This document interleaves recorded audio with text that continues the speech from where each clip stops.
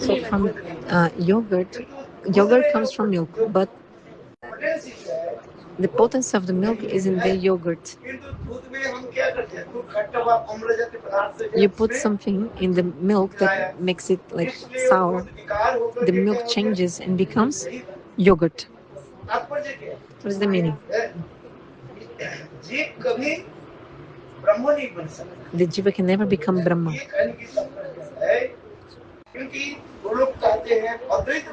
So the Advaitavadis say, jiva is Brahma. The jiva is God. It's called Brahmavad. They say Brahma, which is God, transcendence, is under illusion and thinks he's a jiva. Who are you? Oh, you're actually Brahma, God. The Advaitavada is the monists, they say like that. First try to understand about Advaitavada. What they are saying, like, what is their argument? They're saying, everyone is Brahma.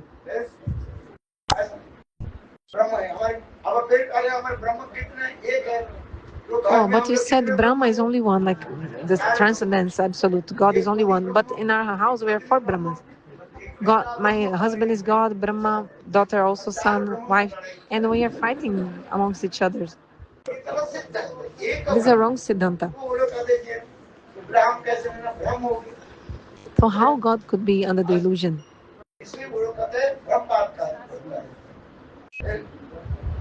So this is the Brahmavad. So because not enough knowledge, Brahma, which is the transcendence, thinks is Jiva. So they tell a lot of arguments and people believe in this philosophy. Anyway, Pratibhimbavad, reflection theory, and there's also four theories. One is Bibhartavad, another one is Pratibhimbavad, Ghatakash, and Patakash. So they say that space is inside the vessel and outside too. If you break the vessel, the sky which is inside the vessel will mingle with the sky which is outside the vessel. Pratibhimbavad is about the reflection. How many suns are there? Only one sun. Sun is only one. And imagine if you have 5 pots with water, and how many suns you will see? 5, because they reflect in each pot. If you break the water pot, there's no water, there's no pot, and there will be no sun. Only one sun you will see in the sky. So it was only one sun, but then if you put 5 pots, you'll see 5 suns. So in the same way, you have a body, so you think you're a jiva, but you're not jiva, you are Brahma, you are God.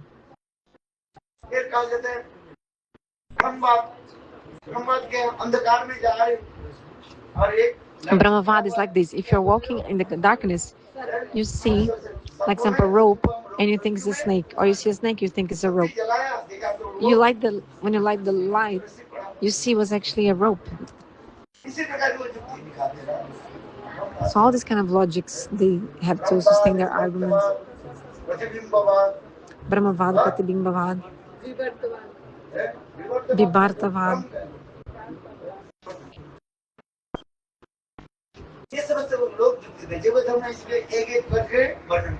Javadharma explains one by one. All this in the Javadharma, all this.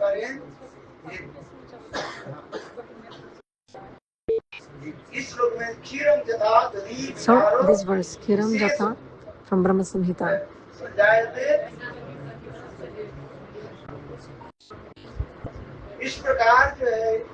Just like Lord Shiva. Shiva is very dear to Bhagavan. Hari-katha. Bhagavan gives all the potency to him. Before I said that Brahma is the creator, right? Vishnu Chakravarti Thakur also says, just like Surjakanta Manibhat, he gives this example. Surjakanta Mani is a kind of stone, gem, the gem.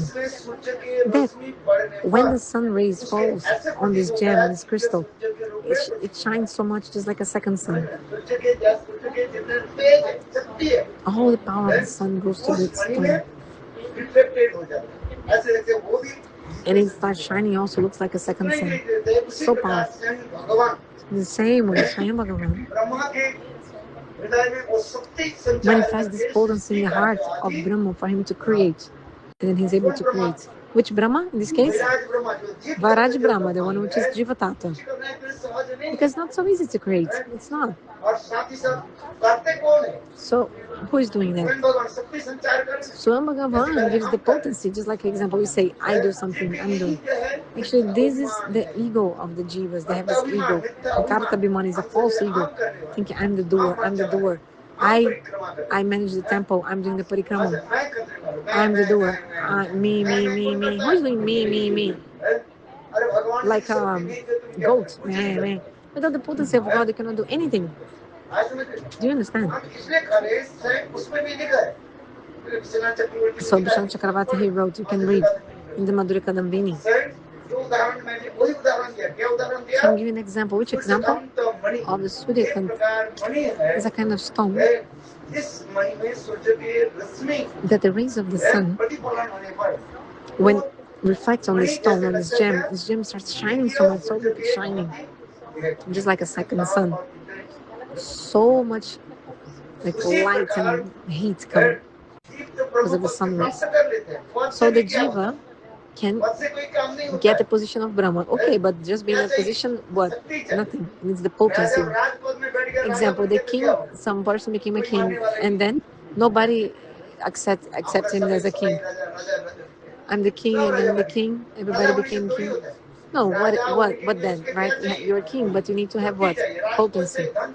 You need to, first of all, treasury, like we had, treasure. You need subjects, weapons. You need an army. You need everything. Oh, my name is Maharaj, for example, like king, right? Maharaj. But they didn't call me Raj, like king, but Maharaj, great king. But I have not even 1 cent, so how can I be called Maharaj? True or not? Not even one person to hear Hari-katha. And they call me Maharaj. Even if not one person I can beat. If I would be king, first of all, the person needs wealth, people, dhan and jan, wealth and people. Money, you need followers. You need followers. That person who will follow whatever you say. So that's how the king rules. How the British, they ruled over India. They had wealth. They stole money from everyone, and then so they had money, and they made their own treasury. That's why the pound is so heavy currency in the world. In the whole world, you can see. There's a place in England that they'll show you whatever they stole from different countries there in the museum. Even if you go there in England, they have the museum where they show, oh, this is taken from India, from Africa. Have you been there to the museum? All the wealth they took from the other countries.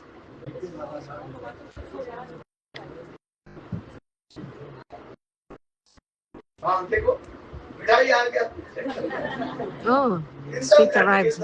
I just thought about the sweet, and then the sweet came. I was thinking, oh, the devotees are sitting for a long time. I need to have something for them. I was thinking, some arrangement of food for the devotees. Listen to Hari-katha. Now it's time. Time's up. Oh, what was I saying?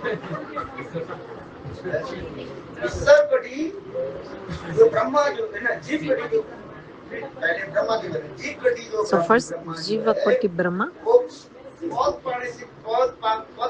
Okay, the person got the position of Brahma. Okay, after studying so much, right? Finally got the position of Brahma. It's not so easy to become Brahma. Is this to become a judge? No. If you're not studying, going here and there and thinking you're going to become a judge, you have to study more. You have to study properly.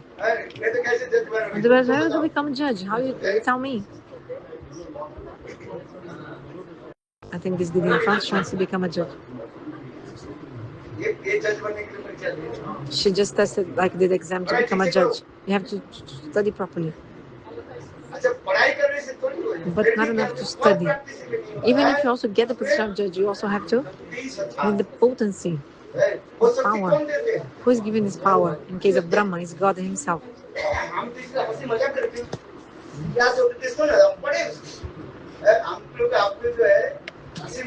I'm like laughing. I made a fun of it so that we would remember. Because not everyone understands everything, so I'm making like a little bit fun of the Hari-katha so that you can remember. Anyway, but the example is of Surya-kanth Mani. You can read in the commentary. Commentary explains Surya-kanth Mani example, this stone that shines like the sun. So when the soul is qualified, Bhagavan gives this potency, Shakti Sanchar, and then this Jiva is able to create. So this Brahma is called Vairaj Brahma. When it's not possible to find a Jiva like this, Bhagavan himself then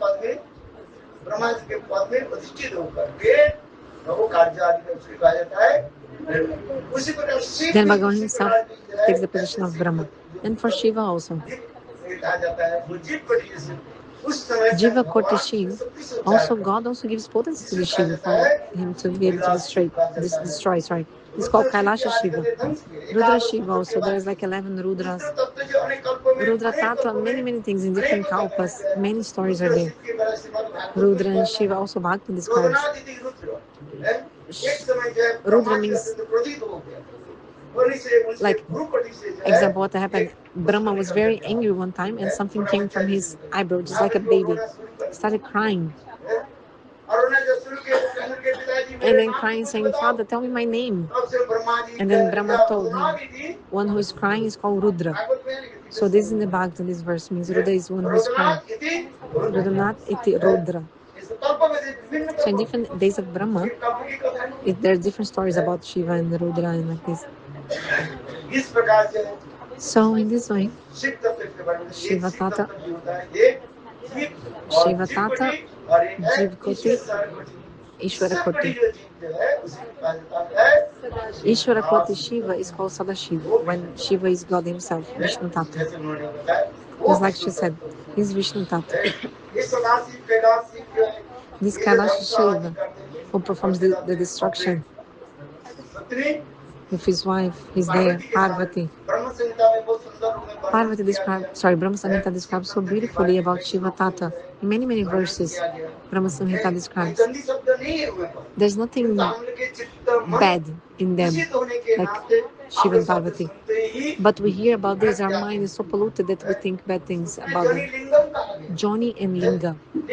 Linga, the word Linga means China, and Joni means Utsa. Joni means source, and China, Linga means like a China, like a kind of compression, China. Jyotirlingam. People think it's like a vagina and penis, people think like that. That's what Gurudev is saying. But actually the real meaning of this word Joni means source, and Linga means China. China means like a mark, like Charanchina, like the footsteps of Krishna, China. Imprints, maybe something like that.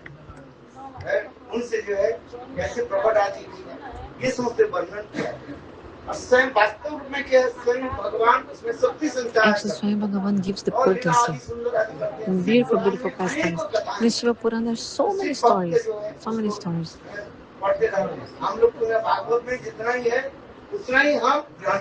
So, whatever in the Bhagavatam we accept. But if you read too much Shiva Purana, slowly you go to the Tamaguna. If you read too much Shiva Purana, people want to hear about Shiva Purana. If you hear too much Shiva Purana, you go to the Tamaguna. Hear that Hari-katha, which is, if you hear that Hari-katha, you absorb in that Hari-katha too. So the Vaishnavas do pranam to Shiva, yes. But you have to accept what is in the Bhagavatam. The Bhagavatam describes so well about Shiva-katha. So the question also arises, Parikshit Maharaj asked one thing. Gurudev, please tell me. Shiva is always naked, or he's wearing the deer skin, sorry, the tiger skin. He doesn't have any ornament in his body. He also has a snake around his neck, dreadlocks. Looks like Niskinchan, Akinchan, like detached, renounced of everything, very poor, like. And those who worship Shiva, generally they're so rich. If you worship Shiva, then you become so rich. Yes or no? I'm not telling you to worship Shiva, no. I'm not saying. Otherwise, from now, you start worshiping Shiva. In one mandir, when Pujari kept on Shiva, everybody started worshipping Shiva. He said, oh, somebody put Shiva here. And then he put a Hanuman, and then somebody was giving Ganesha. Somebody said, oh, I also like Ganesha, and somebody put. Then I said, take everyone out. I don't want anyone in this temple. Like only Krishna. Do you understand? Because if you worship that personality, that quality of that God will also come to you. If you hear Hari-katha from that person too, that quality will come to you as well. So hear only that, about how Shiva wanted to enter the Rasa Leela, how the gopis beat him so much that time. Then Swami Bhagavan gave him mercy, and then gave him a spot where? As a doorkeeper of the Rasa Leela.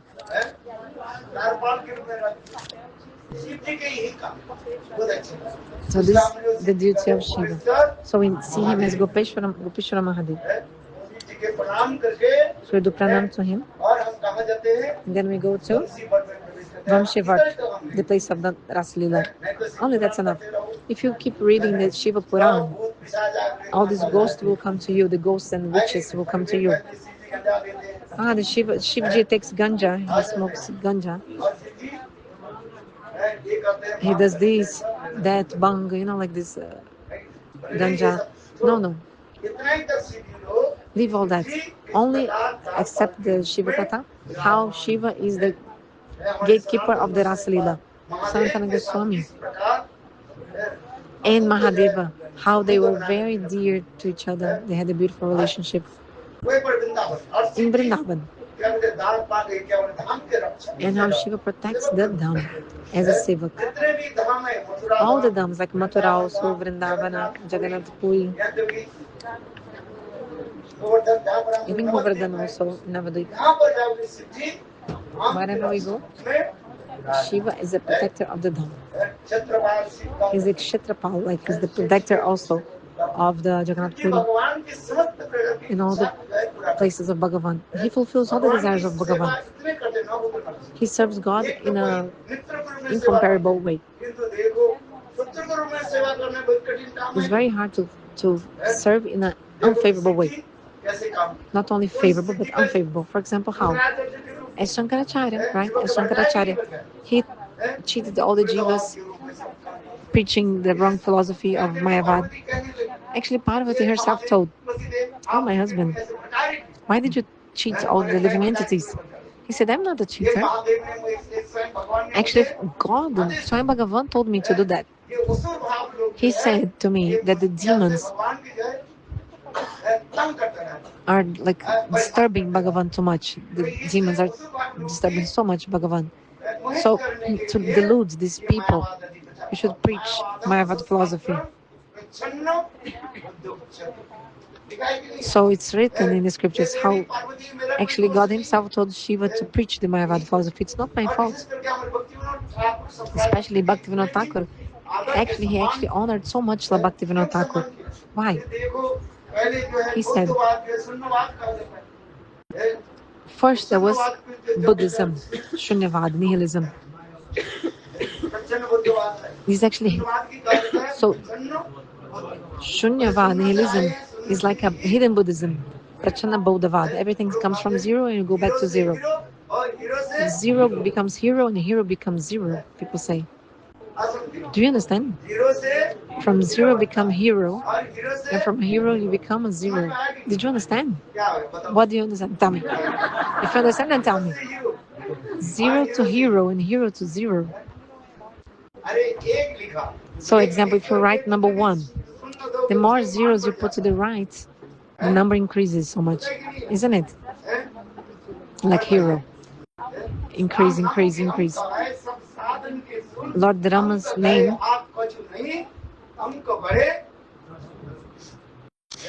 Lord Ram's name is like a number 1 to the left of everything you do. So if you write the number 1, then that zero becomes a hero.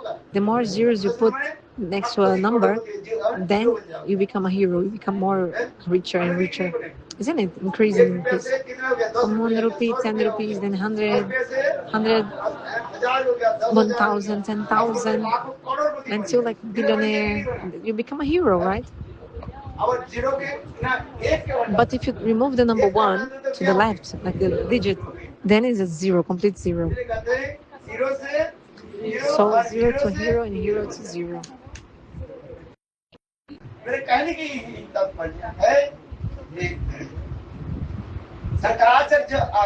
So Shankaracharya, he came and his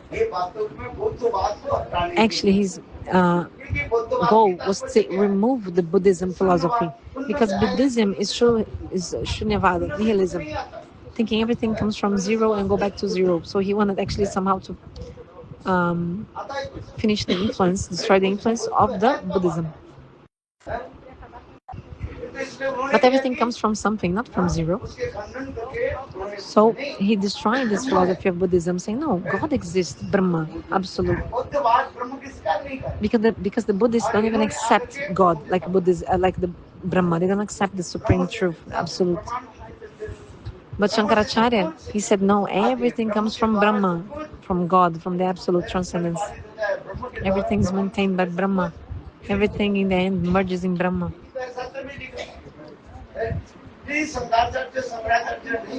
So if Shankaracharya would not come to this world, we will not be able to know so much about divine love, prema, because he gave the basis. He established the basis. So that's why in Javadharma, Bhaktivinoda Thakur, he praised Shankaracharya so much, saying Shankaracharya, he's actually Lord Shiva. But people didn't know his inner moods. Even his own followers, they were taking the wrong meanings from what he said. His inner feeling was, you should always worship Govinda, Bhaja Govinda, foolish person, worship Govinda. This was actually his goal. If his goal was really everybody is Brahma, why then he would say that, worship Govinda? So the inner meaning, inner mood of Shankaracharya was that everybody should worship Govinda. So you have to understand the mood of the sadhu. Understand? Navagrahi Janardana.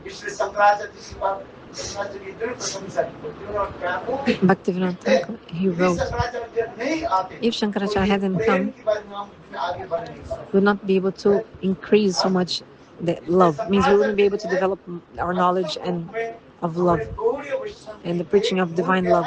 So that's why Shankaracharya, he made like a base for the preaching of prema in this world. He established the foundation. He at least did that.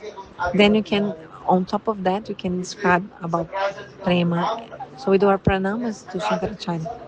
He's not an ordinary person. He did so many beautiful prayers. Even Chaitanya Mahaprabhu, that the prayer of Jagannatha Stuti, actually, that Mahaprabhu used to do, actually was written by Shankaracharya. Jagannatha is written by Shankaracharya. And Mahaprabhu used to also recite these verses. Beautiful. Even the Ganga Stotra also.